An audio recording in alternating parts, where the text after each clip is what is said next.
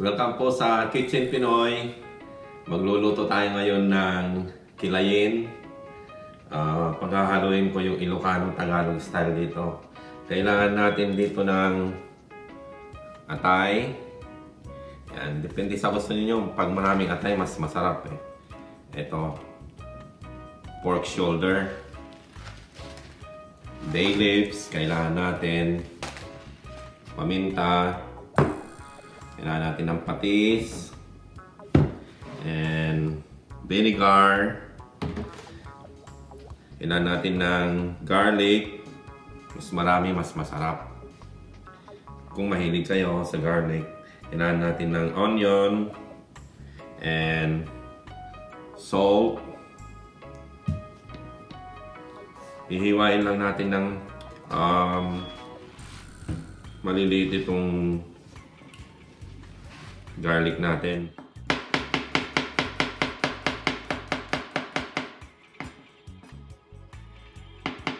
Natin itong onion natin. Itong karne natin, tanggalin natin itong parts niya dito. Gagamitin natin mamaya ito pag igigisa natin siya. Pag nahiwa natin ito, pagsama-samahin natin yung mga ingredients natin. And ibababad muna natin siya ng mga ilang oras. Pag sa Ilocano kasi, ibinababad nila ng at least 4 hours. Ganon. Ibabad lang natin ito ng mga siguro mga ganon din. Kailangan natin itong mga parts na ito. Pag sa Tagalog, ginigisa nila eh. Pag Ilocano, ibababad, halo-halo na lahat. And then, after nung 4 hours, iluluto ng diretso. Lahat sama-sama na, wala nang gisa-gisa. Ganun pag yung Ilocano style. Sa amin, iwan ko lang doon sa ibang lugar.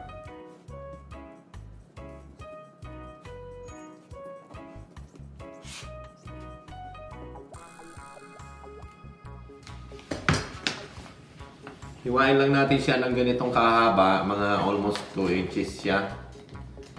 Ganyan. Hiwain lang natin siya ng ganon. And yung mga ibang parts, isi-separate natin. Ito na yung mga itinira kong taba-taba niya. Yan. May panggagamitan tayo mamaya dyan. Itong liver natin, hiwain din natin siya. Yung mga katamtaman lang. Katamtaman lang yung nipis niya. Yan. Hiwa-hiwain lang natin siyang ganyan.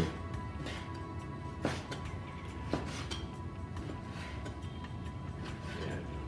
Pahaba. Pahaba-haba ng ganito. Ito na yung mga nahiwa nating mga sangkap. Pag-haluin na natin sila, ilagay natin sa isang lalagyan. Yan. Pati yung liver natin, ihalo na natin siya.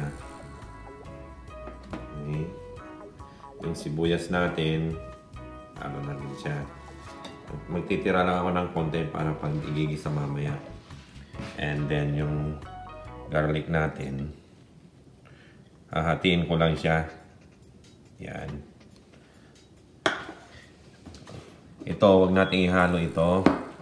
And lagyan natin siya ng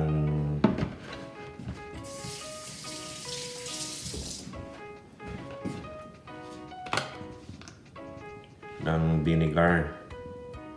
Lagyan natin siya ng siguro kalahating half cup na vinegar.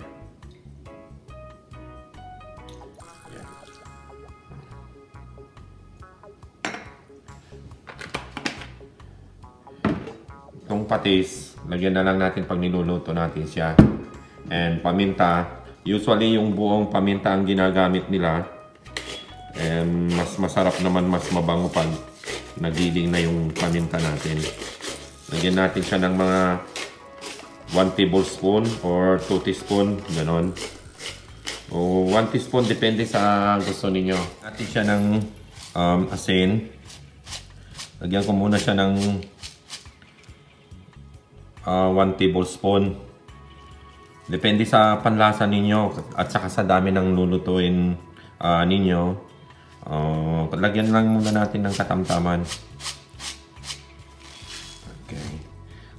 Pag nagluluto na kayo, kasi maglalagay pa naman ng patis mamaya pag magluluto na kayo. And mix lang natin siyang maigi. I-mix natin siya. Yan.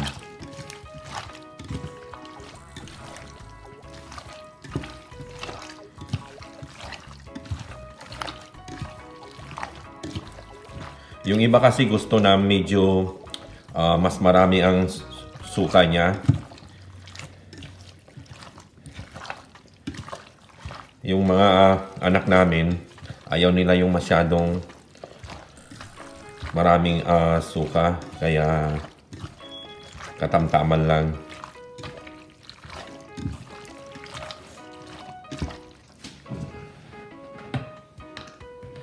Dagdagan natin ng konti. Yan. Ito okay na siya. Na-mix na siyang maigi. And then, tatakpan ko lang ito. At ilalagay ko na lang sa loob ng refrigerator ng siguro pwede na yung 2 oras. Yung mga sa mainit na lugar sa Pilipinas, ganyan. Pwede ng 30 to 40 minutes ninyong ibabad. Wag nang tagalan kasi mainit, baka masira yung karne natin pag mainit. May chance na masira siya. Matagal na rin yung 30 minuto o 45 hanggang 45 minutes. Okay na yon. Then takpan lang natin mga ito. At ito i-set aside natin ito. Ilagay natin sa loob ng refrigerator muna. And yung bay leaves, mamaya na natin ilagay pag magluluto na.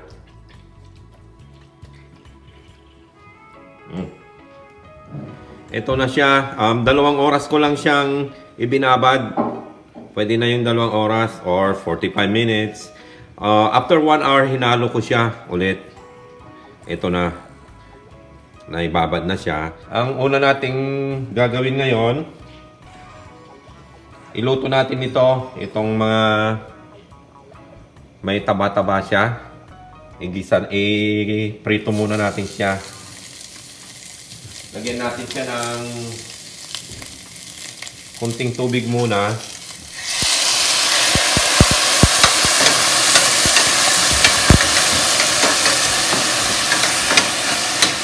Yan. Hinaan lang natin yung apoy niya para magmantika siya hanggang maprito siya. Takpan muna natin siya ng konti. Yan. Then, continue muna ng cooking niya. Continue tayo ng pagluluto. Sa medium heat lang siya. Huwag niyong bibiglain para hindi siya masunog agad-agad. Ito, optional ito. Kung gusto niyo na huwag kayong gumamit ng taba ng baboy, mantika ang gamitin ninyo. Kung gusto ninyo ng kung anong mantika, olive oil, canola oil, pwede. Pero siyempre, mas masarap pag yung taba ng baboy. Maminsan-minsan lang naman to eh. At saka yung vinegar na gagamitin ninyo, pwede kahit anong vinegar ang gamitin ninyo. Ang ginamit ko lang apple cider vinegar. Yung ginamit namin ngayon. Hayaan muna natin siya na maprito siya doon sa sarili niyang mantika. Mamaya maprito siya. Hindi ko muna nilagyan ng mantika ito.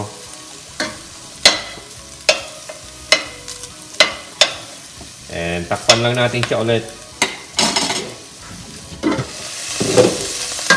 Ayan, no?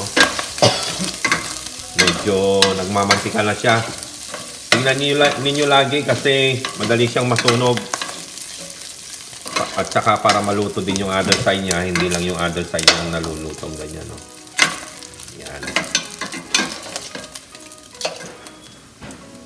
Ito na siya, oh. Nagmantika na siya. Ayan. Ingat lang kayo, pumuputok na siya. Ayan. Oh.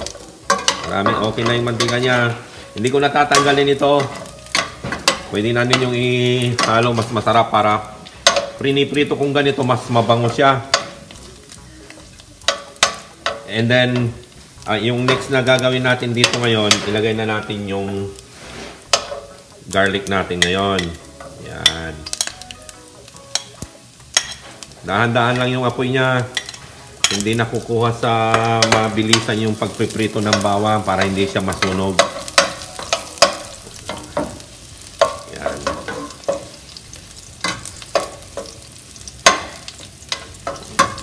Ito yung itinira natin kaninang garlic at saka sibuyas.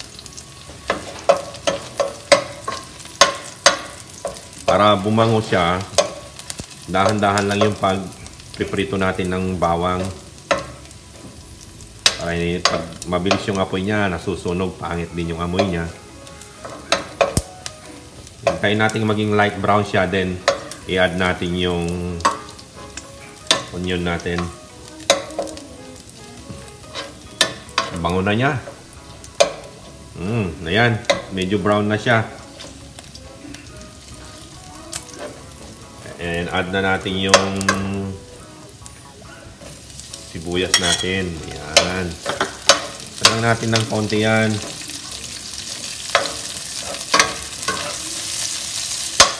Ayan, medyo nag-caramelize na yung onion natin. Ang ganda na niya yung kulay din ng garlic niya, oh.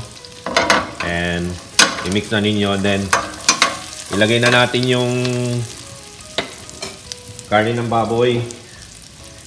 Yan.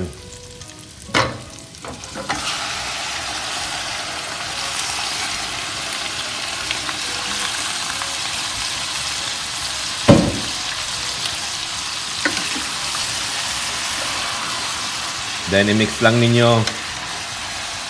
Mix lang natin siya.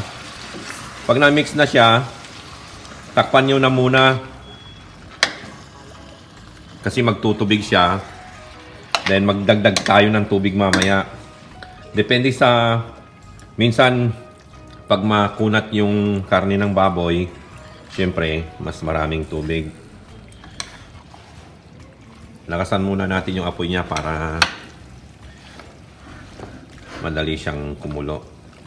And yung vegetables nito, yung pag sa Ilocano, wala nang inilalagay na vegetables eh. Pero, bell pepper, maganda rin lagyan siya ng bell pepper. Hiwain lang ninyo ng medyo maninipis ng konti na maliliit ang hiwa niya. Mga 2 inches ganon. Okay. Mix lang natin. And then, takpan natin siya ulit.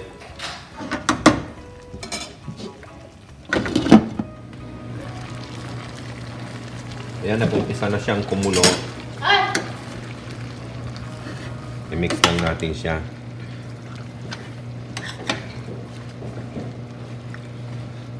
Mabango siya. Lagyan natin siya ng bay leaf. Mga siguro lagyan ko lang ng nilagyan ko lang siya ng mga 4 na dahon. Ito na siya, oh, nagtubig na siya ng sarili niya. Pero kung yung mga baboy na nabibili sa inyo, hindi nila ini-injectionan ng tubig, hindi yun nagtutubig para sa atin sa Pilipinas. Hindi yun. Then, lasahan lang ninyo kung kulang ng lasa.